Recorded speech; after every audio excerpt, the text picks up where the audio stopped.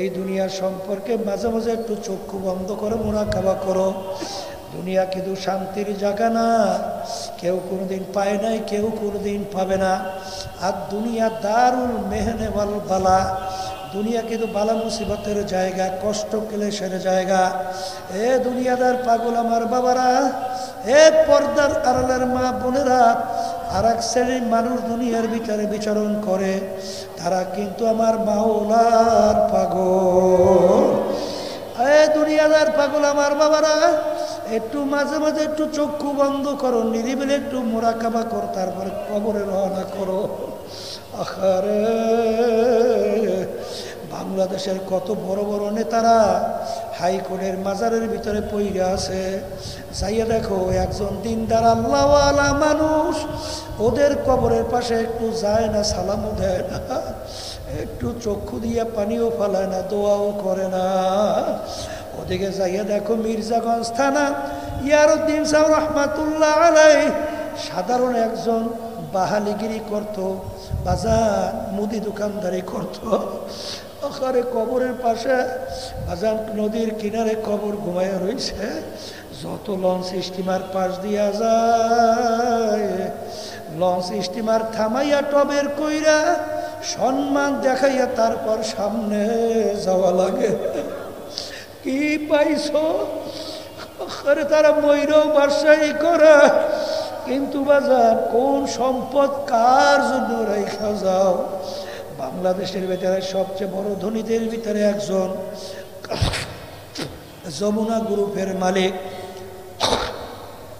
বাজার যমুনা গ্রুপের মালিক corona virus আক্রান্ত হওয়ার পরে বাজার শ্বাস টানতে ছাড়তে যখন পারে না, তখন ডাক্তারকে ডাক দিয়া বলে, ডাক্তার, যদি তুমি আমার শ্বাস টানা ছাড়ার ব্যবস্থা করতে পারো, কাগজ কলম নিয়ে আসো, আমার সমস্ত সম্পদ তোমাকে আমি লেখা দেব।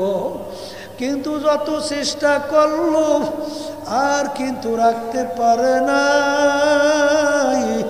সাদা 3টা কাপড় দিয়া প্যাঁচ দিয়া মাটির গর্ভে রাখলো। এই জন্য আমার ভাইদেরকে বলবো, পর্দারে মা বোনদেরকে বলবো, বাজান দলাদলি ছাড়ো। এক শ্রেণী আমার বাজানরা আছে দলের পিছনে পড়ছেন। আমি কুরআনুল কারীম থেকে আয়াত শরীফ শুনে রাইখা যাই, মানবেন কে জানি না। ইয়াউমা নাদউ কুল্লা উনাসিন বিইমামিহিম, কিয়ামতের ময়দানে আমার মালিক প্রত্যেকটা মহিলা পুরুষ মানুষদেরকে তার দলের নেতা নেত্রীর সঙ্গে ডাকবে। ডাইকে আমার মালিক বলবেন, তোর দলের নেতা নেত্রী যেদিকে যায় ওদের পিছনে পিছনে সেই দিকে চইরা যা। এক কথায় আমার মালিক বলছেন, তোর নেতা নেত্রী যেখানে জায়গা তোরও সেইখানে জায়গা। আমি বলি না, আল্লাহ বলছেন, আমি শুনাইলাম। আল্লাহ রাসূল সাল্লাল্লাহু আলাইহি ওয়াসাল্লাম বলছেন, মান তাশাব্বাহা বিকওমিন ফাহুয়া মিনহুম।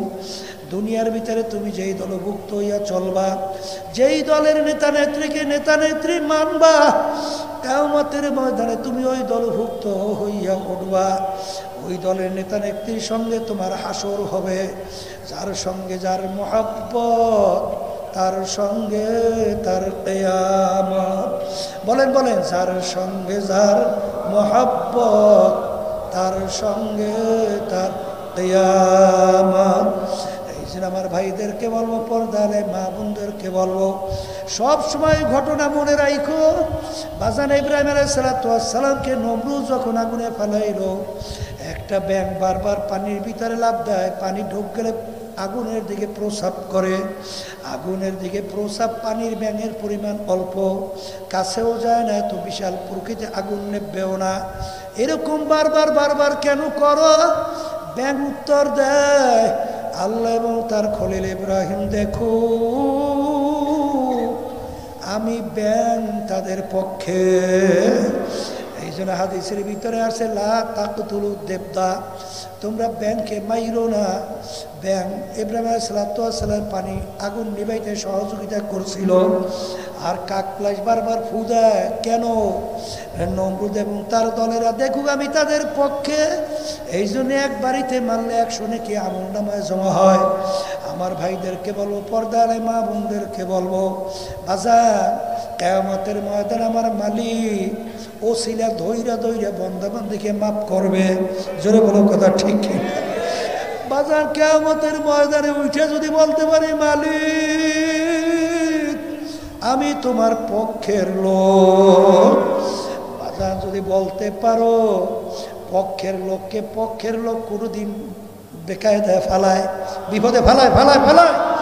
আমার মালিক বলবে, তুই আমার পক্ষের লোক, আয় আয়, তোর জন্য আমি বেহেশত সাজাইয়া রাখছি, যেখানে একবার জায়গা দিলে আর কোনোদিন বের করা হবে না। এই যে আমার ভাইদেরকে বলবো, পর্দালে মা বোনদেরকে বলবো, কার কখন কোন সময় ডাক আসে তোমারও জানা নাই, আমারও জানা নাই। বুজুর্গি কি নেহি হামকো জরুরত, গোলাম আপনা বানালে আয়ে খোদায়া।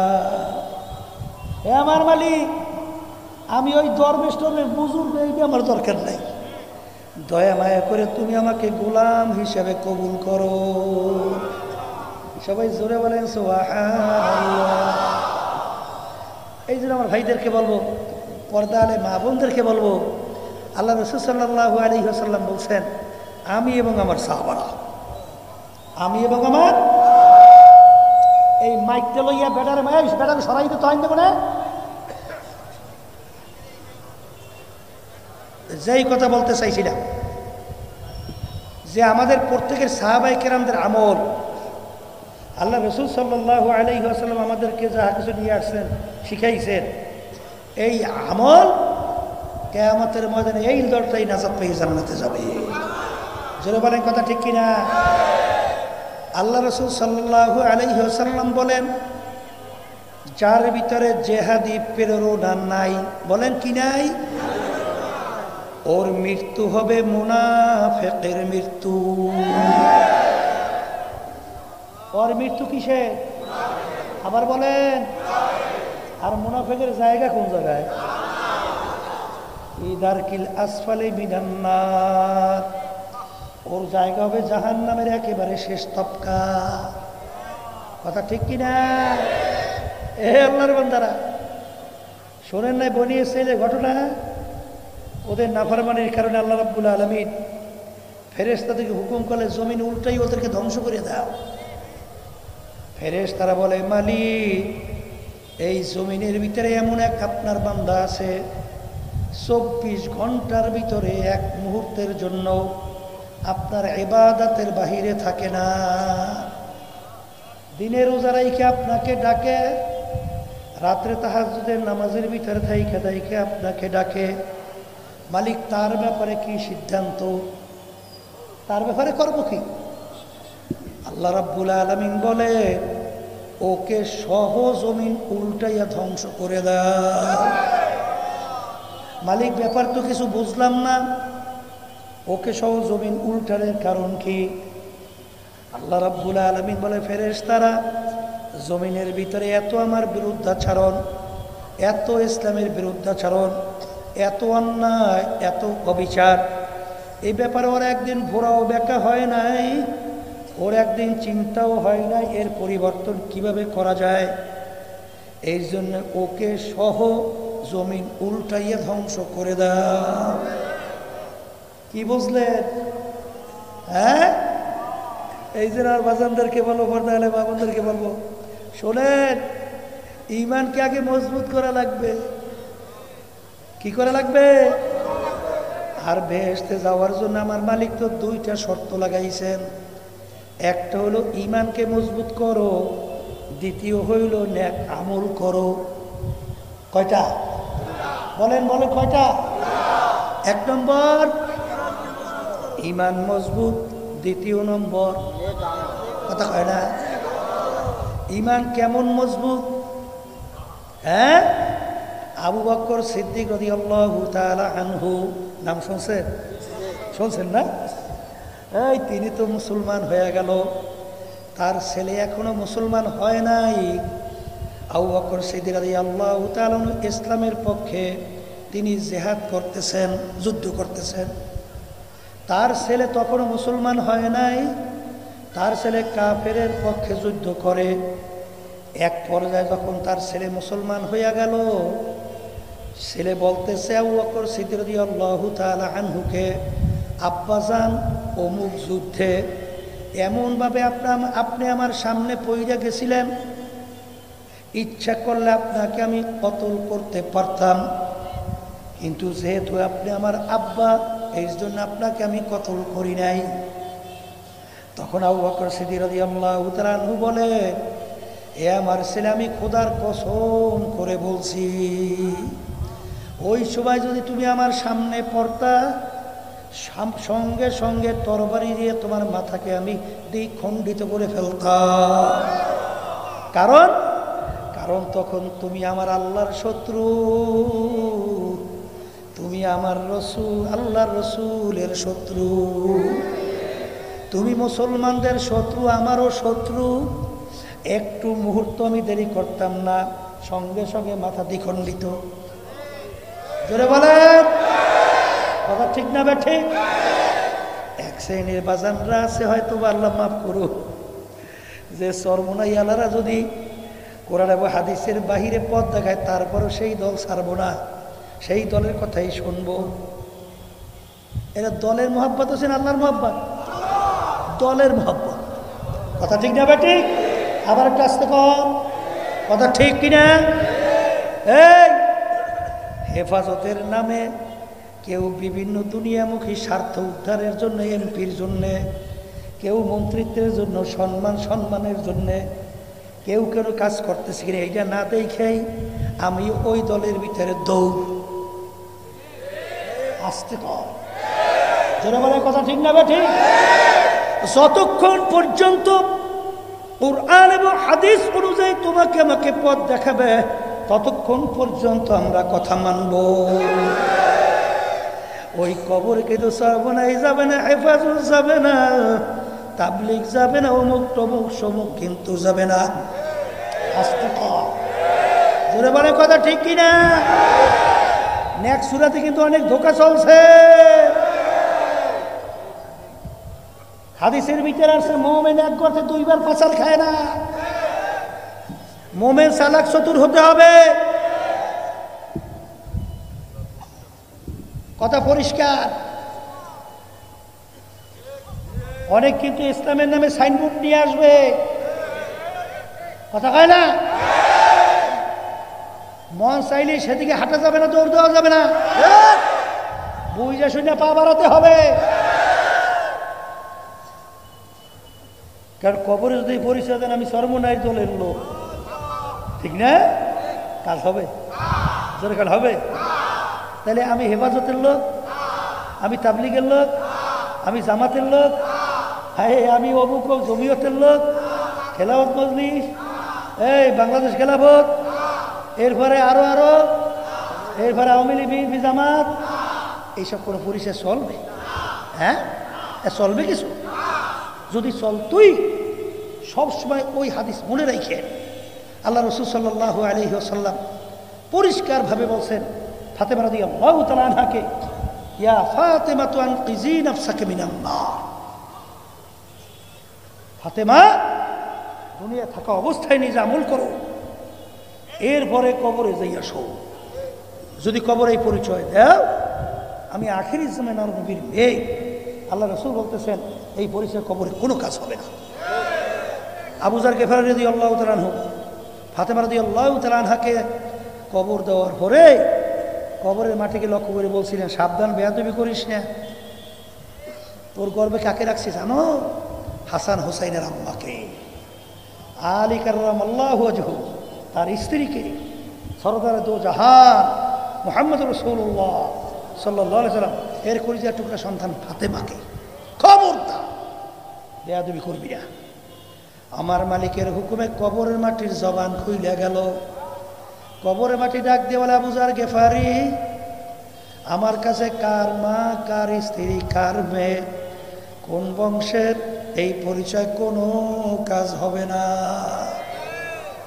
যে ভালো ভালো আমল নিয়ে আসবে সেই ভালো ব্যবহার পাবে, খারাপ আমল নিয়ে আসবে এমনভাবে দুই পাশ থেকে মাটি চাপ দেব, এক পাজরে হাত দিয়ে অন্য পাজরে মিশাইয়া দেব।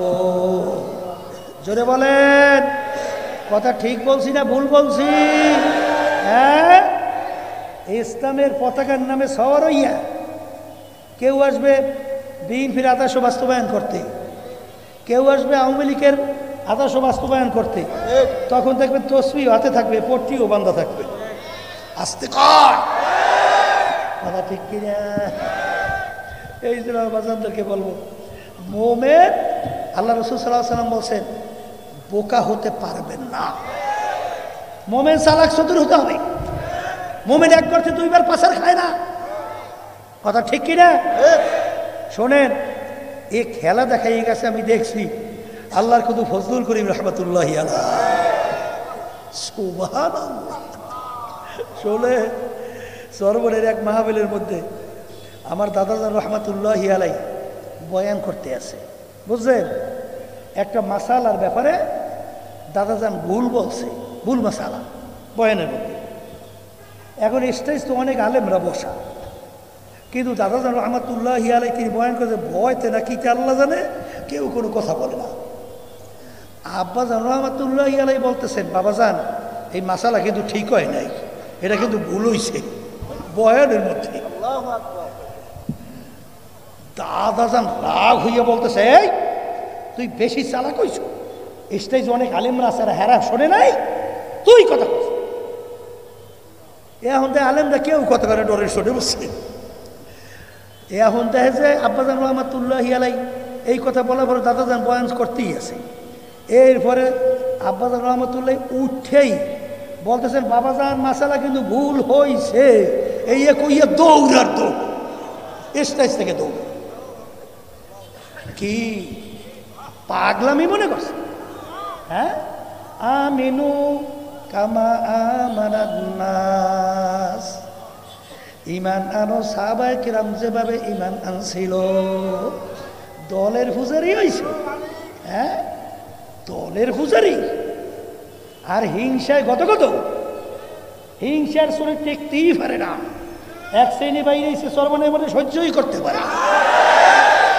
কে সর্বনাই তোমারে খোসাখুসি করে? হ্যাঁ, সর্বনাই তোমারে করে কি? কি হয়েছে নাকি? হ্যাঁ, কি করে তোমার সর্বনাই?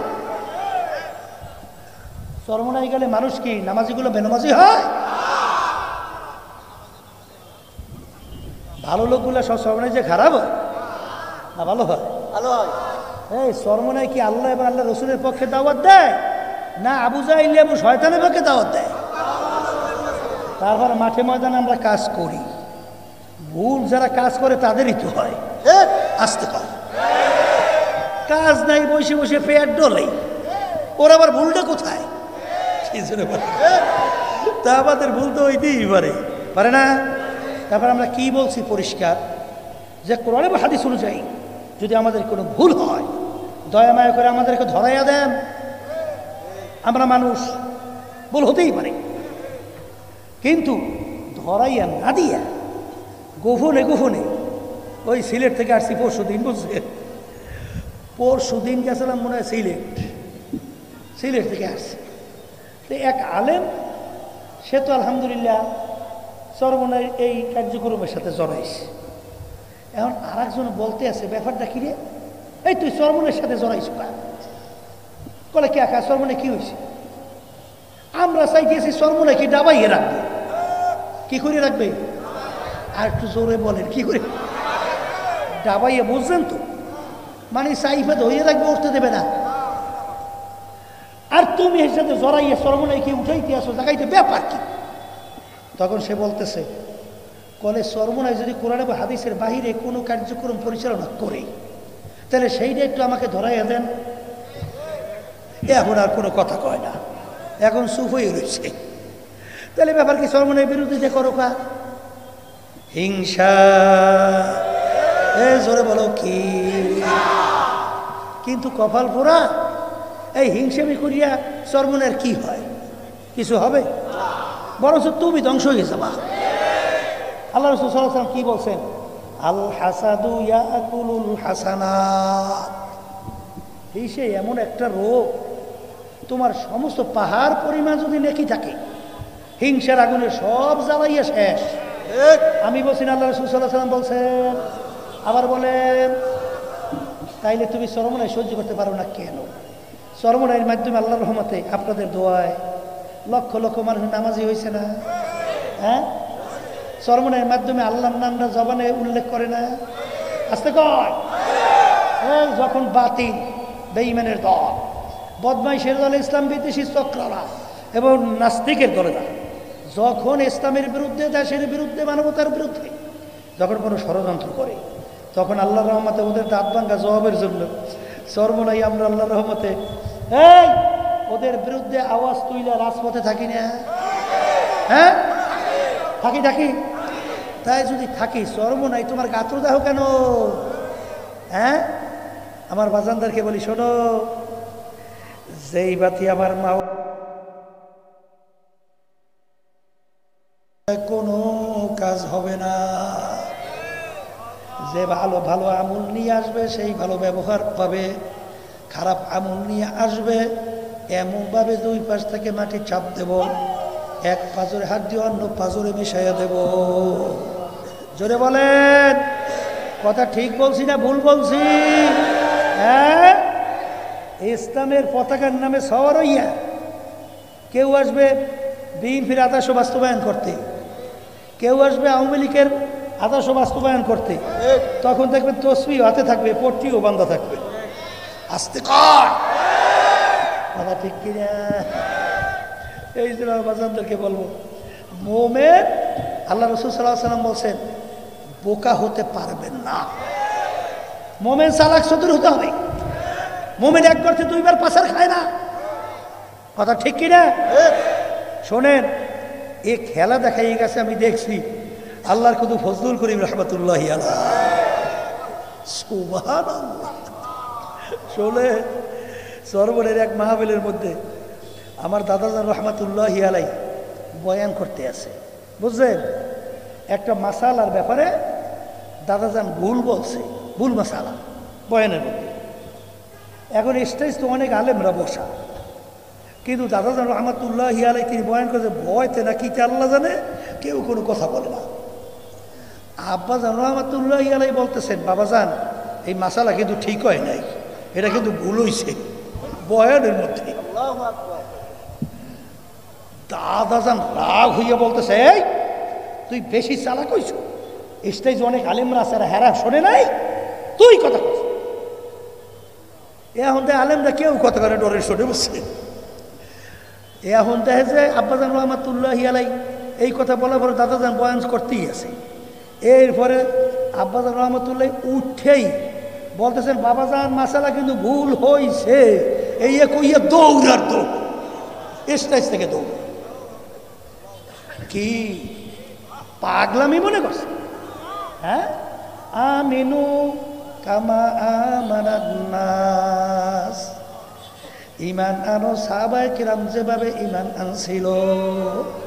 দলের পূজারি হইছে, হ্যাঁ, দলের পূজারি। আর হিংসায় গত হিংসার সুরে টেকতেই পারে না। এক শ্রেণী বাইরে এসে চরমনাই মধ্যে সহ্যই করতে পারে।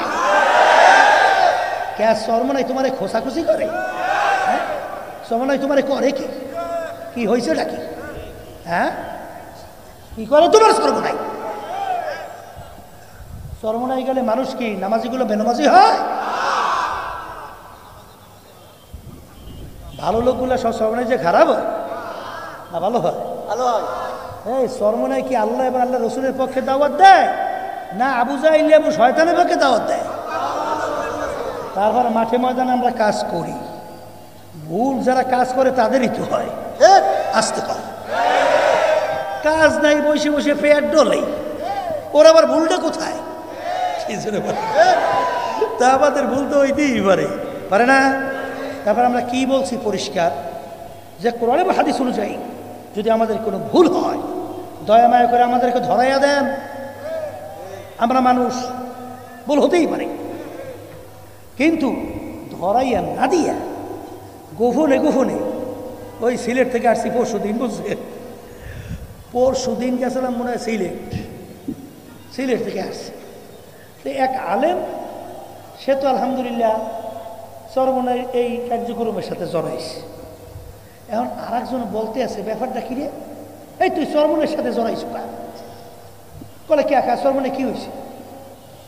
আমরা চাইতেছি চরমনে কি ডাবাইয়ে রাখবে। কি করে রাখবে? আর একটু জোরে বলেন, কি করে ডাবাইয়ে? বুঝছেন তো, মানে সাইফে ধরিয়ে রাখবে, উঠতে দেবে না। আর তুমি এর সাথে জড়াইয়া চরমনে কি উঠাইতে আসো, জায়গাইতে ব্যাপার কি? তখন সে বলতেছে, কলে চরমনায় যদি কোরআন বা হাদিসের বাহিরে কোনো কার্যক্রম পরিচালনা করে তাহলে সেইটা একটু আমাকে ধরাইয়া দেন। এখন আর কোনো কথা কয় না, এখন চুপ হয়ে রয়েছে। তাহলে ব্যাপার কি? চরমনায় বিরোধিতা করো কা? হিংসা। জোরে বলো কি? কিন্তু কপাল পোড়া, এই হিংসামি করিয়া চরমনের কি হয়? কিছু হবে? বরঞ্চ তুমি ধ্বংস হয়ে যাবা। আল্লাহ রাসূল সাল্লাল্লাহু আলাইহি ওয়াসাল্লাম কি বলছেন? আল হাসাদু ইয়াকুলুল হাসানাত। হিংসা এমন একটা রোগ, তোমার সমস্ত পাহাড় পরিমাণ যদি নেকি থাকে, হিংসার আগুনে সব জ্বালাইয়া শেষ। আমি বলছি না, আল্লাহ রাসূল সাল্লাল্লাহু আলাইহি ওয়াসাল্লাম বলছেন।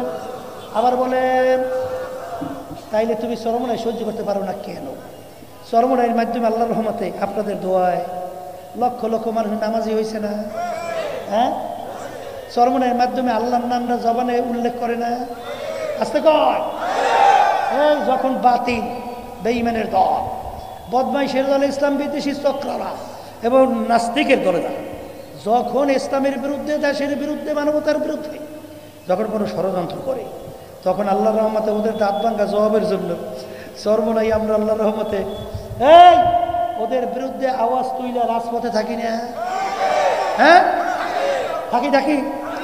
তাই যদি থাকি, চরমনাই তোমার গাত্র দেহ কেন? হ্যাঁ, আমার বাজানদারকে বলি, শোনো, যেই বাতি আমার মা বলবো, বাজান ইমানকে মজবুত করো। কারণ আল্লাহ রাসূল বলছেন, আখলিস দীনাকা ইয়াকফিকা আমালুল কলিল। তোমার অল্প আমলি নাজাতের জন্য যথেষ্ট।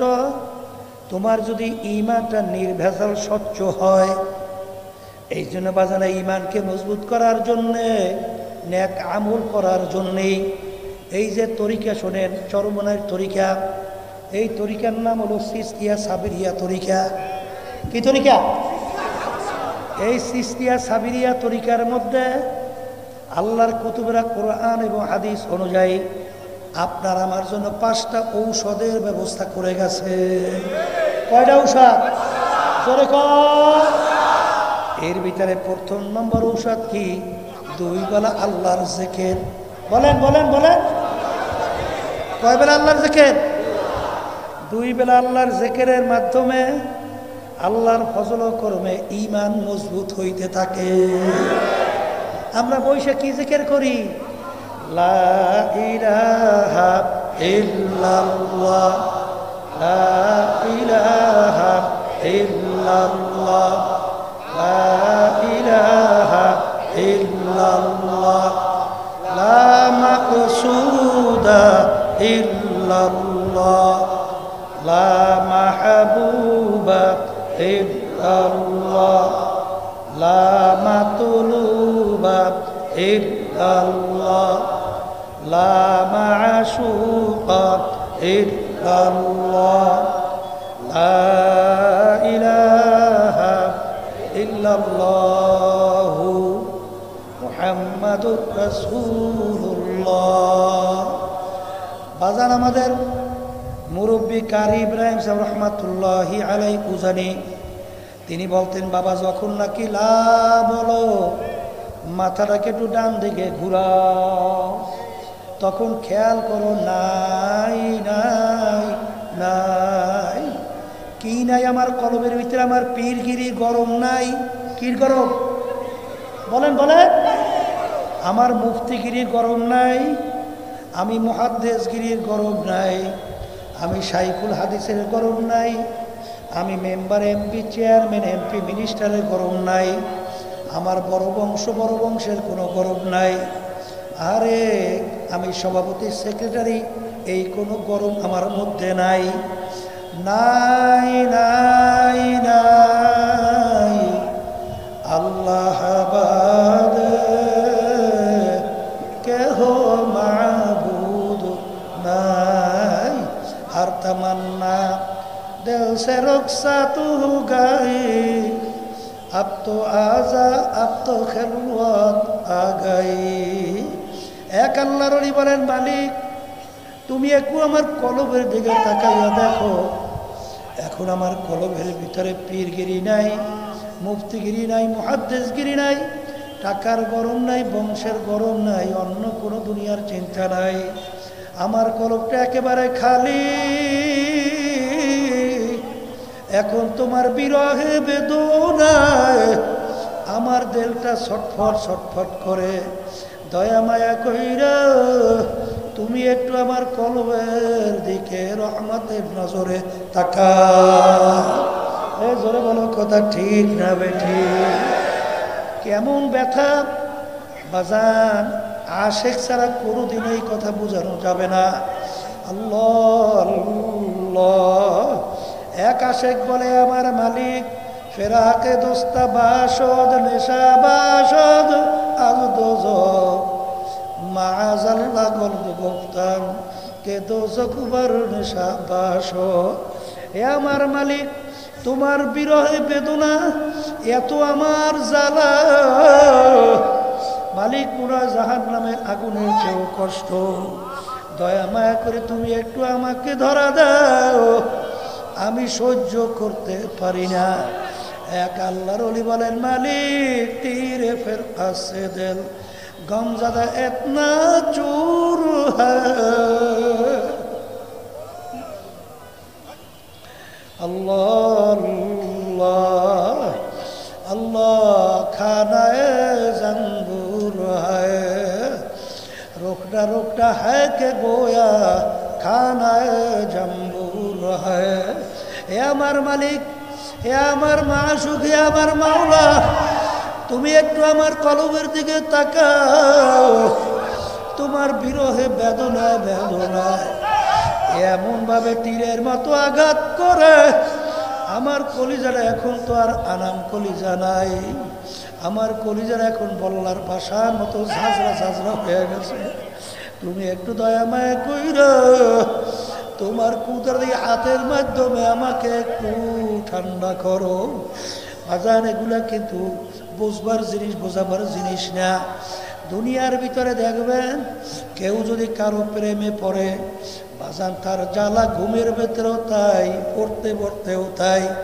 কত লোক এসে দোয়া চায় হুজুর একটু দোয়া চাই ঘুমের ভিতরেও বলতে পারি না হাঁটতে চলতেও বলতে পারি না হুজুর দয়া মায়া করে একটু আমার জন্য দোয়া করেন বাজান এই ব্যথা যার ভিতরে জমছে সে ছাড়া কোনোদিন বুঝবে না বাজান এই লা ইলাহা ইল্লাল্লাহ এই কালিমার নূর এই আগুন যদি একবার সিনার ভিতরে ধরাইয়া দিতে পারো বাজান কোথায় হিংসা কোথায় রিয়া কোথায় তাকাপুরি কোথায় হুব্বে জাহ কোথায় হুব্বে মাল বাজান কোথায় রাগ বাজান কোথায় কি কোনোই খেয়াল থাকবে না বাজান যেরকম নাকি জঙ্গলের ভিতরে যে আগুন লাইগা যায় ওই আগুন কিন্তু জঙ্গলের ভিতরে কোনটা কাঁচা গাছ কোনটা পাকা গাছ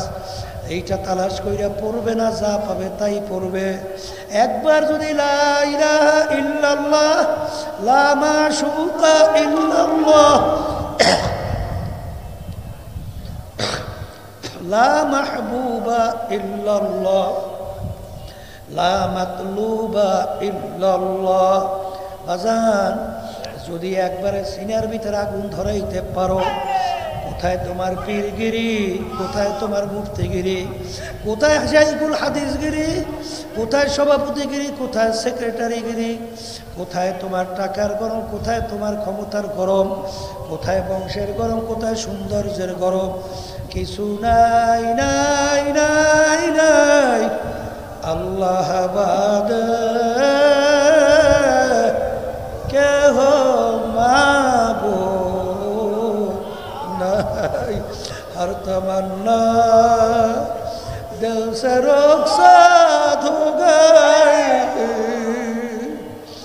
अब तो आजा अब तो खिलवत आ गई।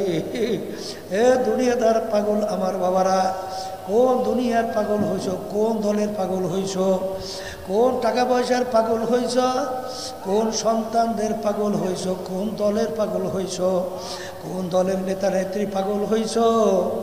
এক কবি বুঝাতে যাইয়া বলছিলেন, মস্তে আশিক মস্তে মাশুক বাদশাহ মালে মস্ত পীরে মস্ত জিরে মস্ত শায়েখ দর আসরারে মস্ত। এ দুনিয়ার মানুষ, দুনিয়া যত মানুষ বিচারণ করে সব কিন্তু পাগলের দল।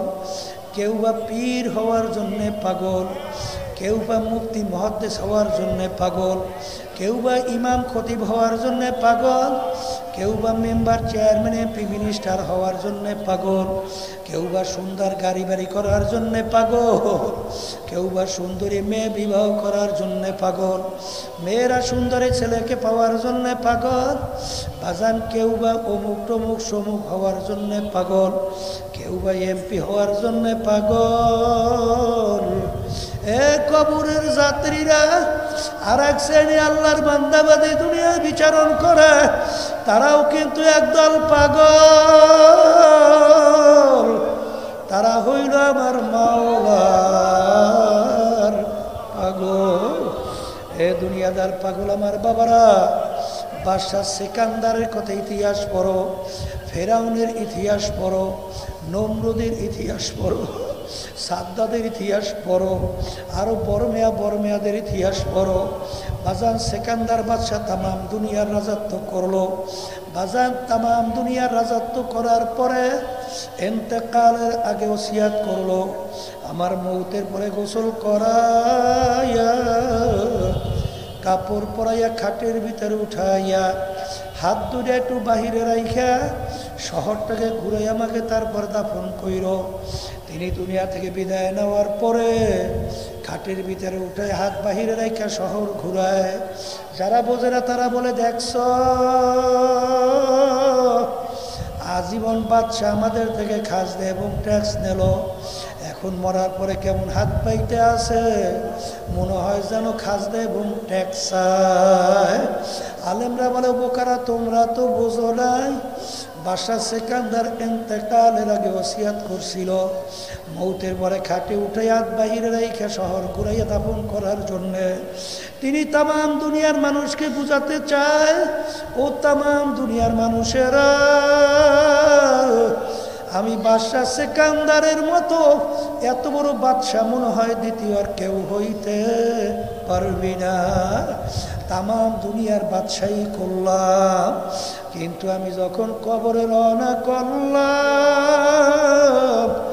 একেবারে দুইটা খালি হাত নিয়ে কবরে রওনা করলাম, আর কিছুই নিতে পারলাম না। এ দুনিয়াদার পাগল আমার বাবারা, কোন দুনিয়ার পিছনে পড়ছো? এই দুনিয়ার সম্পর্কে মাঝে মাঝে একটু চক্ষু বন্ধ করে মুরাকাবা করো। দুনিয়া কিন্তু শান্তির জায়গা না, কেউ কোনোদিন পায় নাই, কেউ কোনোদিন পাবে না। আর দুনিয়া দারুল মেহনে ওয়াল বালা, দুনিয়া কিন্তু বালা মুসিবতের জায়গা, কষ্ট ক্লেশের জায়গা।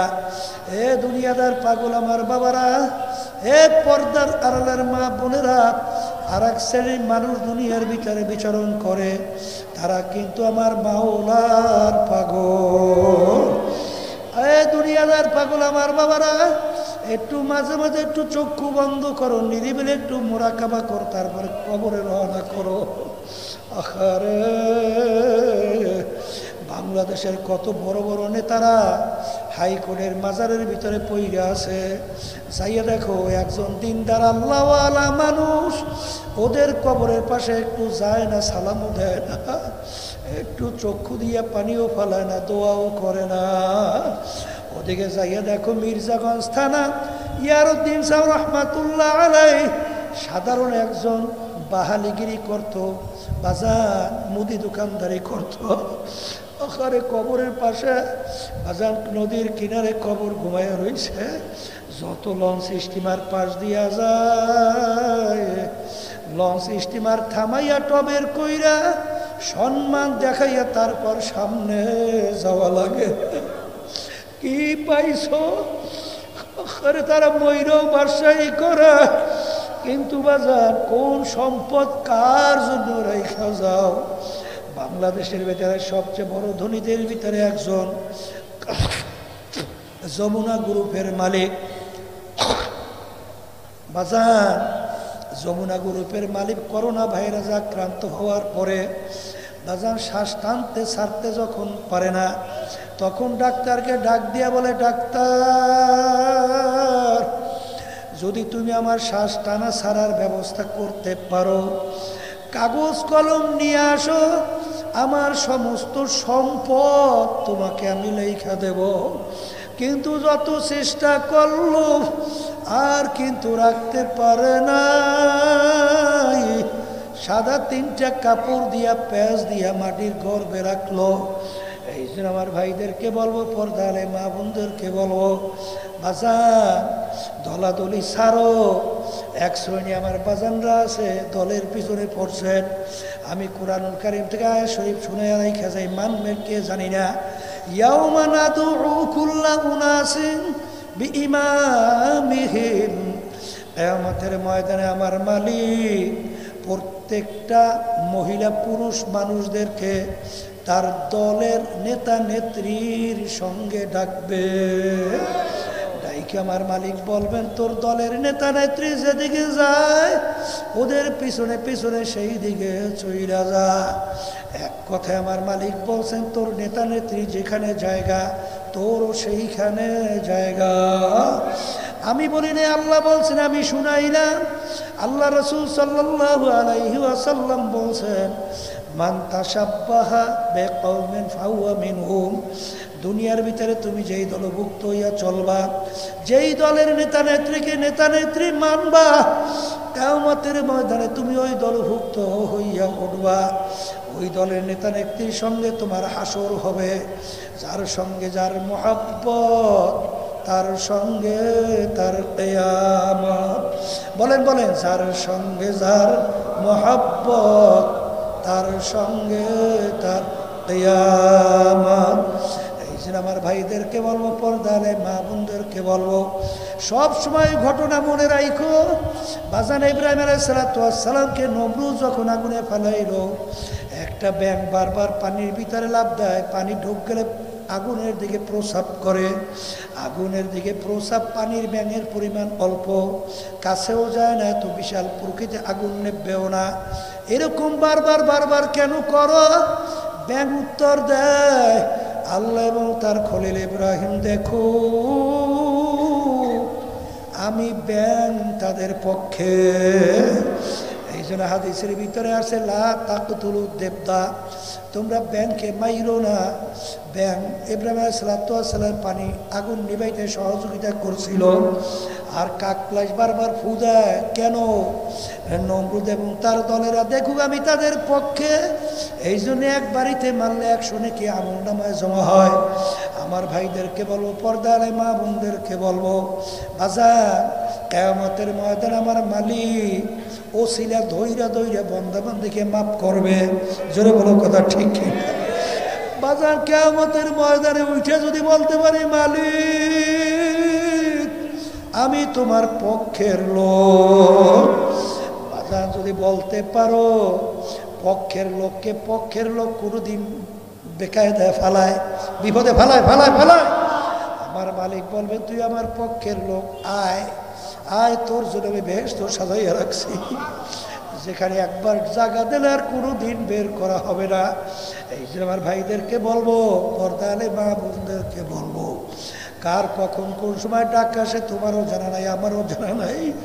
আমিও আপনাদের জন্য দোয়া করি, আমিও দোয়া চাই, মালিক যেন আমাদেরকে ইমানকে মজবুত কইরা নেক আমল কইরা ইমান নিয়ে কবরে যাওয়ার তৌফিক দান করে।